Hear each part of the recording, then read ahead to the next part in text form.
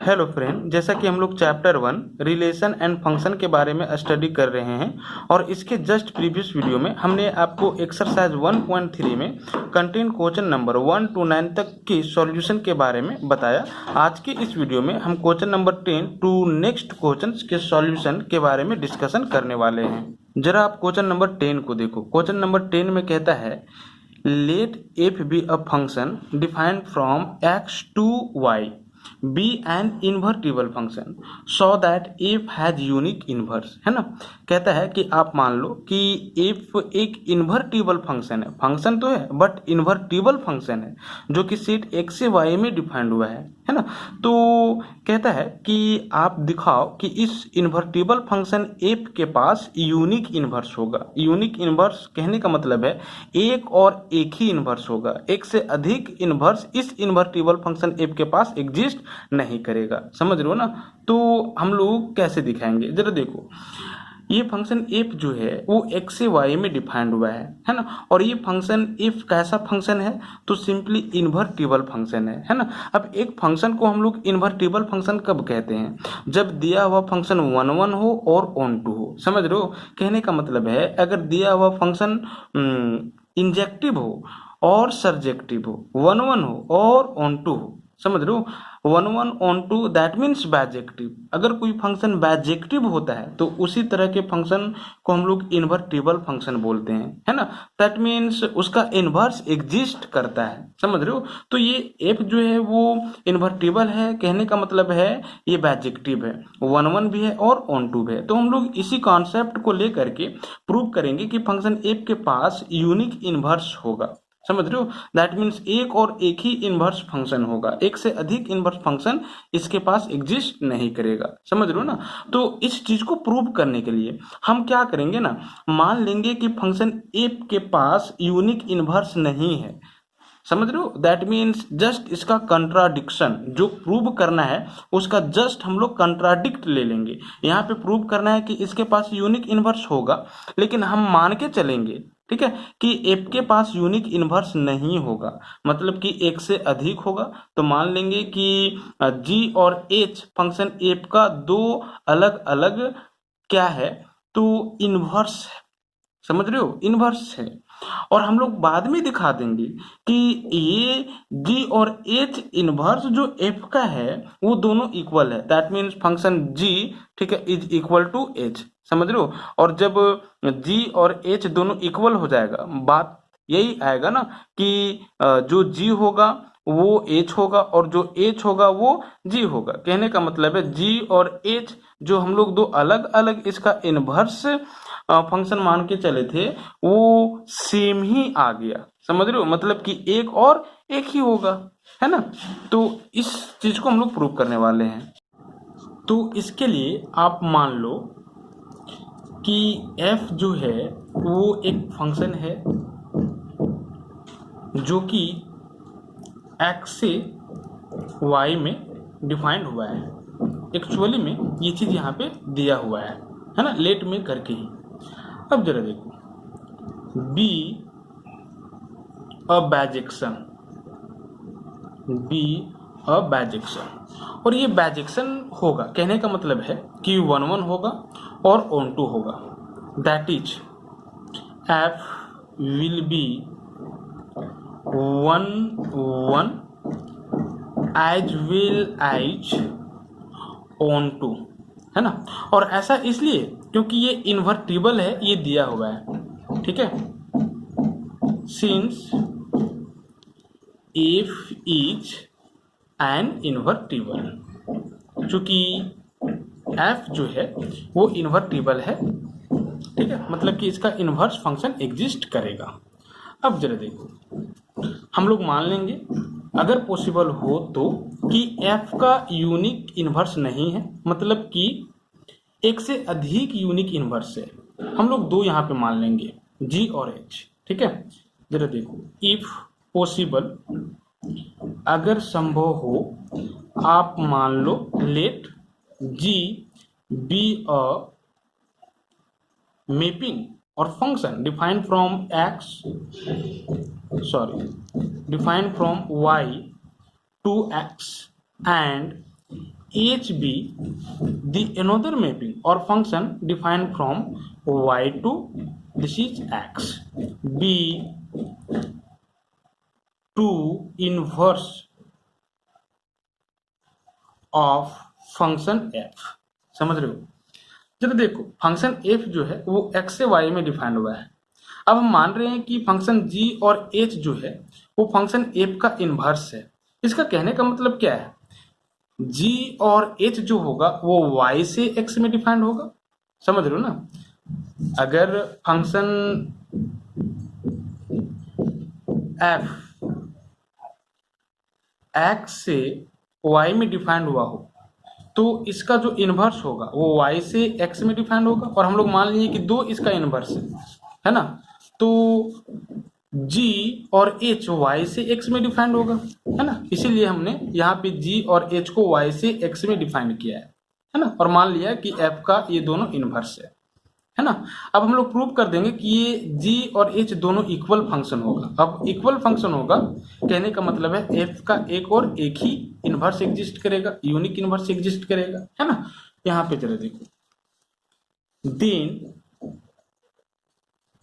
then we shall prove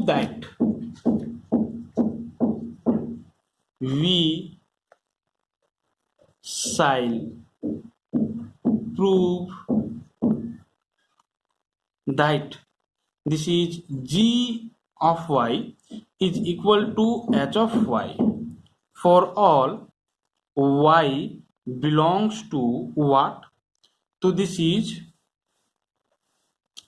set y, है ना। हम लोग ये प्रूव कर देंगे कि फंक्शन g और h इक्वल है हर एक y belongs to set capital Y के लिए, है ना। इसका कहने का मतलब समझ रहे हो? मतलब कि आप इसमें कोई भी आर्बिट्ररी एलिमेंट ले लो, कोई भी आर्बिट्ररी एलिमेंट ले लो। अब वो सारे एलिमेंट का जो इमेज होगा इस फंक्शन को लेकर के, है ना, वही इमेजेस, ठीक है, ये सारे एलिमेंट का होगा इमेज इस फंक्शन h को लेते हुए, है ना। चलो देखो, y का इमेज g फंक्शन के कोरस्पॉन्डिंग और y का इमेज h फंक्शन के कोरस्पॉन्डिंग, दोनों क्या है? इक्वल है ना। तो इस केस में g और h दोनों इक्वल फंक्शन हो जाएगा, ठीक है। चलो ये हमको क्या करना है? दिखाना है। तो कैसे हम लोग दिखाएंगे? मान लिया late g of y is equal to x1 and h of y is equal to x2। मान लिया कि y का इमेज जो है वो x1 है, ठीक है, फंक्शन g के कोरस्पॉन्डिंग में, और y का इमेज फंक्शन h के कोरस्पॉन्डेंस में क्या है? तो x2 है, ठीक है। अब जरा देखो, हमें प्रूव करना होगा कि x1 is equal to x2 होगा, तभी तो g of y is equal to h of y होगा। समझ रहे हो? तो ये हम लोग प्रूव कैसे करेंगे? Then g of y is equal to x1, ठीक है, implies f of x1 is equal to y। ऐसा क्यों? क्योंकि g जो है वो इनवर्स है, g is inverse of f। ये चीज हम लोग मान करके चले कि g जो है वो f का इनवर्स है। और इस केस में अगर y का इमेज x1 होगा g के कोरस्पॉन्डेंस में, तो भैया x1 का जो इमेज होगा वो क्या होगा? y होगा, ठीक है, f के कोरस्पॉन्डेंस में, ठीक है। क्यों ऐसा? इसलिए क्योंकि फंक्शन g और f जो है वो 1 है, ठीक है, और ऑन टू है ना। ये तो f इन्वर्टिबल था 1 दैट मीन्स ऑन टू है, ये ऑलरेडी दिया हुआ है, और इसका इनवर्स भी 1 और ऑन टू होगा। सिंपली एक 1 ऑन टू फंक्शन का इनवर्स भी क्या होता है? 1 ऑन टू ही होता है ना। तो ये एक इनवर्स फंक्शन है, तो सिंपली ये भी क्या होगा? एक इनवर्स फंक्शन ही होगा। इस चीज को आप मैपिंग के माध्यम से भी समझ सकते हो। जरा देखो, एक फंक्शन f है जो कि सेट x से y में डिफाइंड हुआ है ना। अब हम बोल रहे हैं ना कि फंक्शन f का फंक्शन g जो है वो इनवर्स फंक्शन है, मतलब कि अब ये g जो होगा वो y से x में डिफाइंड होगा। अब जरा देखो x का x1 का इमेज जो है वो क्या है, तो f ऑफ x1 है, समझ रहे हो। अगर हम आपसे ये पूछें कि f ऑफ x1 का इमेज क्या होगा, तो सिंपली x1 होगा, है ना।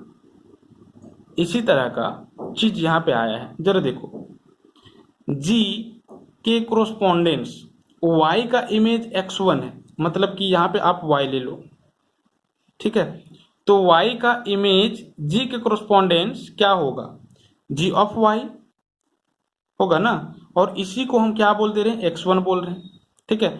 इसीलिए g of y that means x1 का इमेज क्या होगा, तो सिंपली f ऑफ x1 होगा, और f ऑफ x1 को ही हम लोग क्या बोल रहे हैं, तो सिंपली y बोल रहे हैं, समझ रहे हो। और ऐसा इसलिए होगा क्योंकि f जो है वो 1 1 भी है और ऑन 2 भी है, तो इससे हम ये राइट डाउन कर सकते हैं, है ना। अब जरा देखो एक और रिलेशन हमारे पास आ जाएगा अल्सो, ठीक है। आप ये राइट डाउन कर सकते हो कि h of y is equal to x2, h of y is equal to x2। इसका कहने का मतलब क्या है, इसका कहने का मतलब है f of x2 is equal to y, है ना। और ऐसा इसलिए क्योंकि h भी क्या है, इनवर्स है किसका, तो फंक्शन f का, h is inverse of f। इसीलिए हम इस अगर ये राइट डाउन किया हुआ हो तो हम ये राइट डाउन कर सकते हैं, मतलब कि अगर y का इमेज h के कोरोस्पोंडेंस x2 होगा तो x2 का इमेज फंक्शन f के कोरोस्पोंडेंस क्या होगा, y होगा, है ना। क्योंकि यहाँ पे h भी क्या है, तो फंक्शन f का इनवर्स ही है, मतलब h भी y से x में ही डिफाइंड होगा, है ना।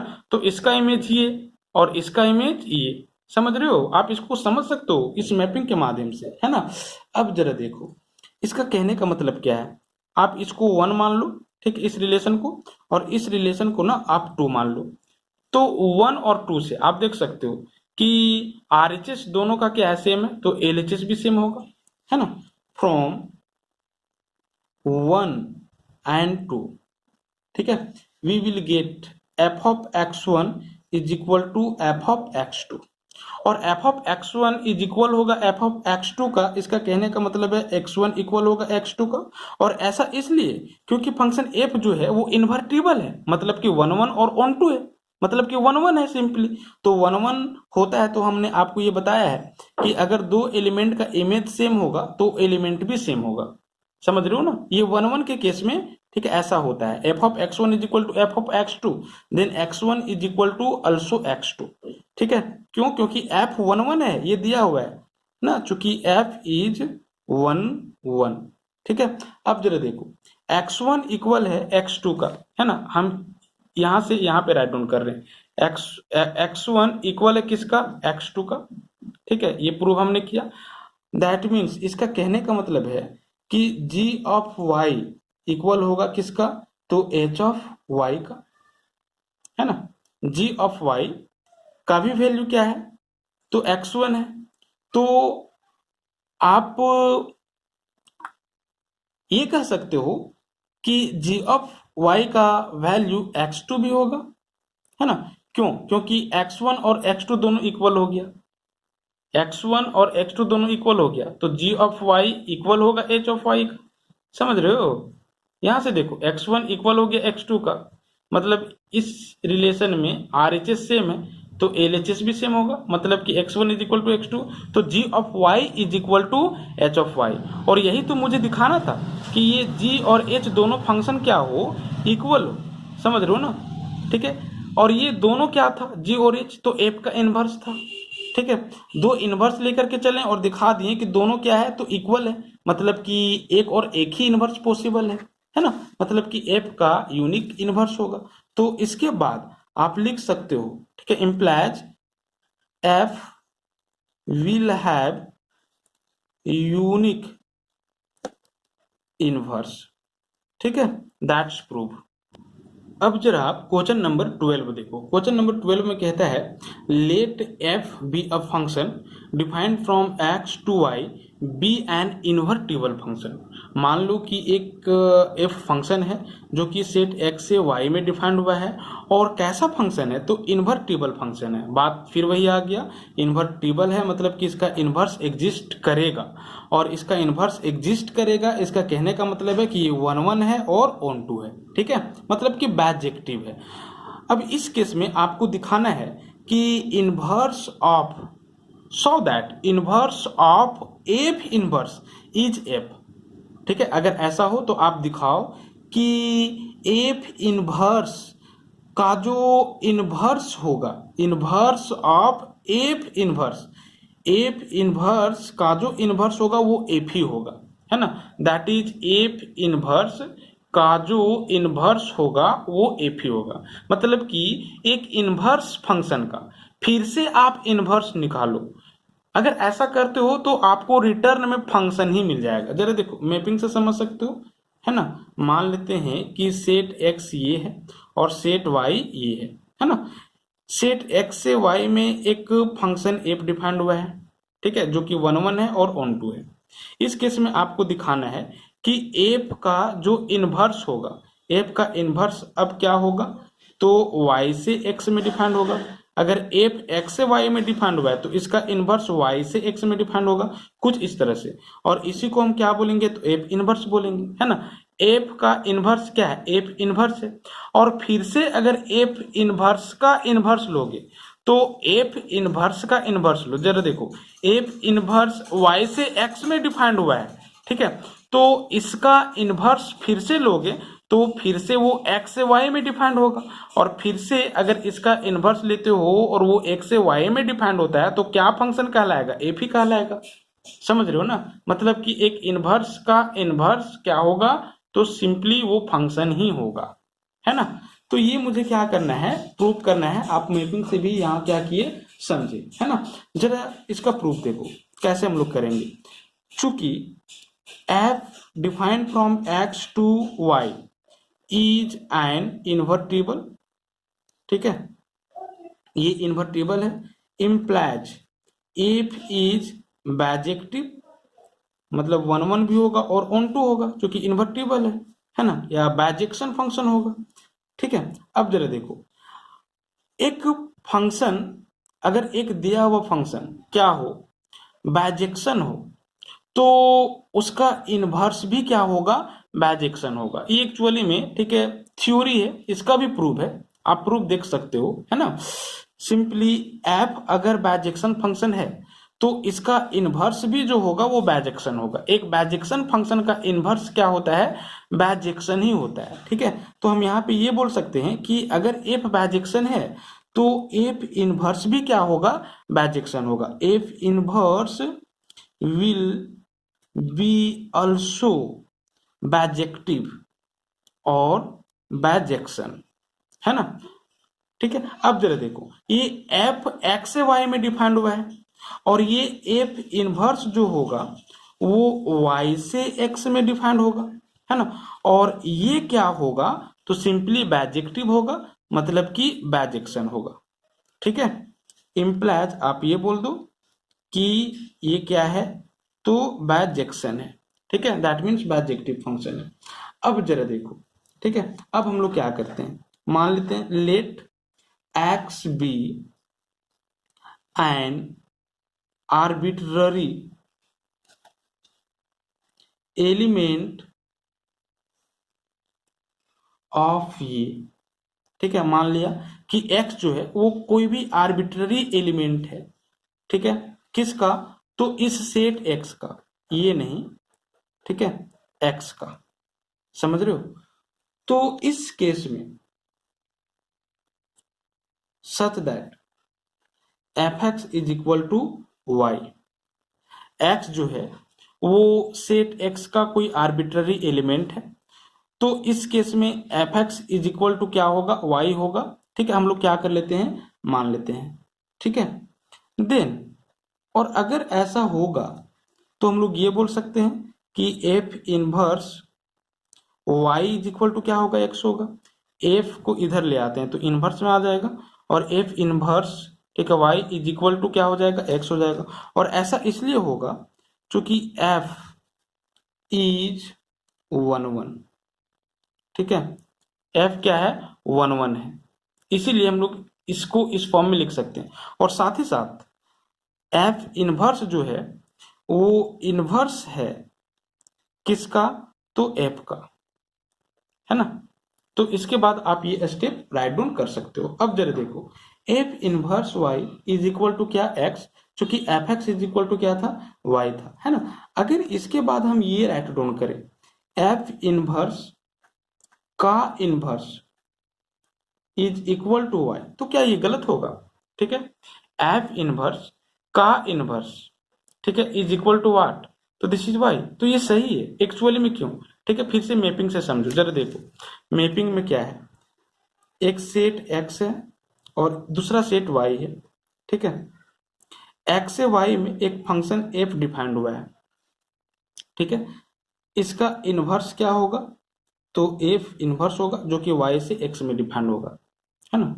अब देखो एफ इनवर्स का फिर से इनवर्स निकालोगे तो फिर से वो एक्स से वाई में ही डिफाइंड होगा, है ना। इसका इनवर्स तो इससे इसमें, इसका इनवर्स इससे इसमें। जरा देखो, ठीक है, हमारे पेन का जो निब है, ठीक है, आप इसको देखो, एफ एक्स से वाई में और एफ का इनवर्स एक्स से वाई से एक्स में, है ना। तो फिर से इसका इनवर्स निकालोगे, एफ इनवर्स का फिर से इनवर्स निकालोगे तो फिर से एक्स से वाई में होगा, समझ रहे हो। एक्स से वाई में कहने का मतलब क्या है, अगर हम ये बोलें कि f inverse of inverse x is equal to क्या, तो दिस इज वाई, है ना। एक्स का इमेज सिंपली वाई था, वाई का इमेज एफ एक्स होगा, समझ रहे हो। मतलब कि f inverse y is equal to what, तो दिस इज एक्स होगा। और फिर से हम क्या करेंगे, तो एफ इनवर्स का इनवर्स एक्स लेंगे तो वो क्या आ जाएगा, तो सिंपली वाई आ जाएगा, है ना। मैपिंग से समझ सकते हो, ठीक है। तो इसके बाद हम लोग ये स्टेप राइट डाउन कर सकते हैं। अब जरा देखो, इसका कहने का मतलब क्या है, दिस इज एफ इनवर्स का inverse x is equal to y की जगह पे आप क्या राइट डाउन कर सकते हो, दिस इज एफ एक्स, चूंकि y is equal to f x, है ना। तो ये राइट डाउन कर सकते हो, ठीक है। और इसको आप ये लिख सकते हो, एफ इनवर्स का inverse is equal to this is f, हम दोनों तरफ से एक्स क्या कर दे रहे हैं, हटा दे रहे हैं, तो एफ इनवर्स का inverse is equal to what, simply f. और यही मुझे क्या करना था, प्रूव करना था। मतलब एक इनवर्स फंक्शन का इनवर्स निकालोगे तो फिर वही फंक्शन आ जाएगा, है ना। यही मुझे प्रूव करना था, ठीक है। तो इस तरह से ये क्वेश्चन नंबर 12 था। अब जरा आप क्वेश्चन नंबर 14 देखो। क्वेश्चन नंबर 14 में कहता है कि let a function f defined from set of real number except -4/3 to set of real number, ये माइनस है ना। मतलब आर में आपको ये नहीं लेना है, सेट ऑफ रियल नंबर में आपको ये नहीं लेना है। तो एक फंक्शन एफ है जो कि set of real number R except -4/3 से set of real number R में ही डिफाइंड हुआ है। और किस रूल से, तो कुछ इस रूल से, F x is equal to 4x divided by 3x plus 4, है ना। अब कहता है the inverse of F is the map, ठीक है, G defined from range of F to domain of F, है ना।